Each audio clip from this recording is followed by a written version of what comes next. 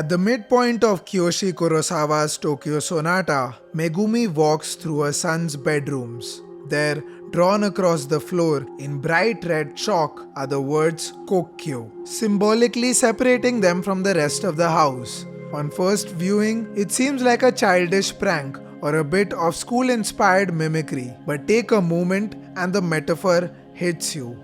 This is no longer a unified household, and perhaps more radically, it suggests that these children no longer associate their private space with Japan itself, as if home is no longer home.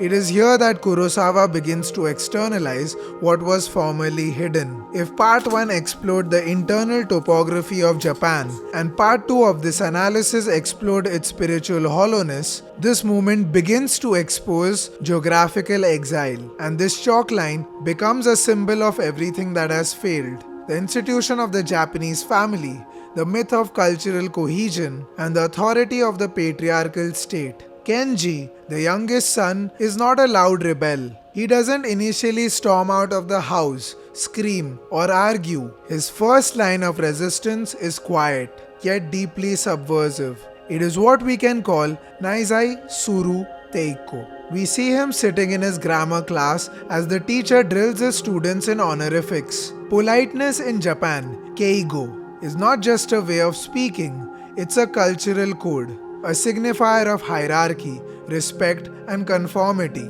When Kenji passes around a manga and gets caught, the teacher reprimands him. Kenji then confronts the teacher but still keeps his honorifics intact. His grammar is perfect. His rebellion is instead encased within the very structures he's resisting. Later, when his father forbids him from learning the piano, Kenji doesn't argue. Instead, he brings home a broken keyboard, pays for secret lessons with his pocket money, learns in the shadows. Kenji's rebellion doesn't seek to destroy the system, it subverts it from within. His is the protest of the sensitive, the intelligent, the self-aware. Kenji's pursuit of the piano ends in a temporary collapse. He is caught, pulled from his inner world, undergoes a kind of social punishment, and yet, what's most striking is his emotional demeanor. Kenji doesn't blame anyone, not his parents, not the world. He doesn't explode with resentment or seek pity. He moves forward quietly with dignity, as if this detour through despair is simply a step on the path. He chooses to stake his life on his destiny, not with arrogance but with unwavering resolve. If Kenji is the internal rebel, Takashi, the elder son, represents the external overt break. He enlists in the American military without telling his family. He packs his bag, says his piece, and leaves. His confrontation with his father is aggressive, direct, and final. Takashi refuses to live under the weight of his father's silent disappointment. He refuses to be trapped in the slow death of Japanese middle-class stagnation. His departure is not just physical, it's ideological. He rejects the role his country offers him. Instead, he places himself in a global structure of violence, choosing purpose over comfort, even if it comes through a gun. When he rides back home, it is with clarity, not regret, not nostalgia, but a kind of sober peace. In Tokyo Sonata, the television looms in the background like a ghostly narrator, but what it shows is telling.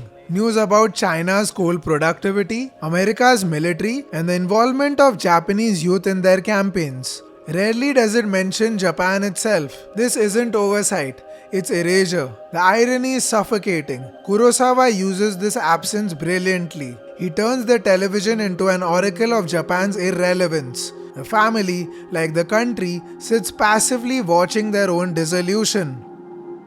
Kenji's story continues beneath the surface of all this drama. His passion for music is never explained in words.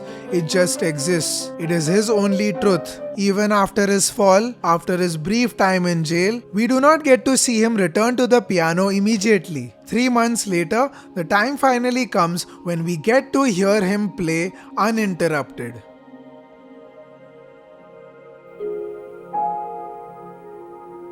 He is no longer a broken boy who used to play a broken keyboard in secret. It is in this journey that Kenji moves towards something profound. Satori, or spiritual awakening. He does not need to renounce society like a monk. He achieves this inner clarity while still inside a broken home, inside a broken nation, unlike Takashi. Even though he is surrounded by weak, dependent parents and a disintegrating system, he still rises.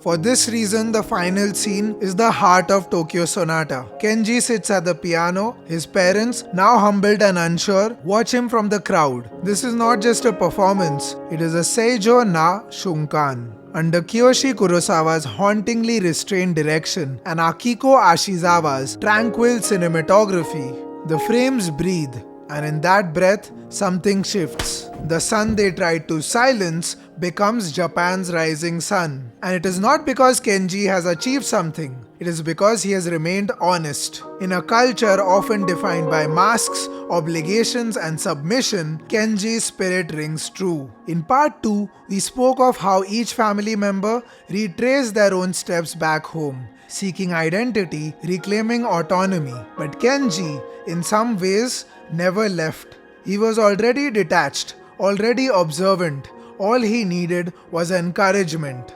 He becomes, in the most unexpected sense, a Buddha-like figure. He does not preach, he simply is. Calm, silent, resolute. He takes personal responsibility in a household governed by avoidance and dependence.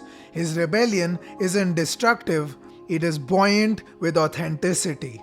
Tokyo Sonata begins with a silence that hides many wounds, but it ends with a silence filled with music. That chalk line across the floor is never erased, but perhaps it doesn't need to be. Perhaps the answer is not in returning to a unified national identity, but in allowing each individual to create their own. Strangely, for a film so deeply about Japan, Tokyo Sonata doesn't feel Japanese. It feels like an estranged echo of its own culture, a mirror reflecting a self no longer recognized. And perhaps that's the most honest portrait of a nation in crisis. This is SUAVE Cinema, and this is how a sonata becomes a rebellion and a border becomes a metaphor.